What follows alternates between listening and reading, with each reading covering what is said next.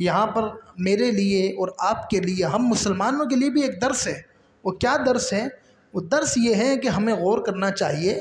ہم نے بھی قرآن مجید کو، ہمارے اندر بہت سے لوگ ایسے ہوں گے جنہوں نے بڑے قیمتی اور بڑے اعلیٰ کاغذ والے، بڑے قیمتی بائنڈنگ والے، خوبصورت کلر والے قرآن مجید خرید رکھے ہوں گے، کئی کئی ہزار کے قرآن لیے ہوں گے، اور اس قرآن مجید کو بڑے خوبصورت طریقے سے اچھے غلاف کے اندر کر آپ نے اپنی خوبصورت سی الماری میں سجا کر بھی رکھا ہوا ہوگا۔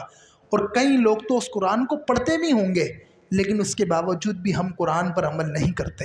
یعنی کہ کئی لوگ ایسے موجود ہو سکتا ہے، اس مجمع کے اندر بھی موجود ہوں، جنہوں نے کئی مرتبہ قرآن مجید کی ان آیتوں کو پڑھا ہو کہ اقیموا الصلاۃ وآتوا الزکاۃ، نماز قائم کرو، زکوٰۃ ادا کرو۔ ہم روز ان آیتوں کو پڑھتے ہیں، لیکن ان آیتوں کو پڑھنے کے بعد بھی ہم روزانہ پس پشت ڈال دیتے ہیں۔ وہ کیسے ڈالتے ہیں؟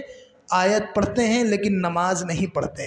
یہ کئی مرتبہ قرآن میں ہم نے پڑھا ہوگا کہ احل اللہ البیع وحرم الربا، اللہ نے خرید و فروخت کو حلال کیا ہے، سود کو اللہ نے حرام کیا ہے۔ یہ ہم کئی مرتبہ پڑھتے ہیں، لیکن اس کے باوجود بھی شاید یہاں بھی ایسے لوگ موجود ہوں کہ ان کے کاروبار کے اندر سود چل رہا ہو۔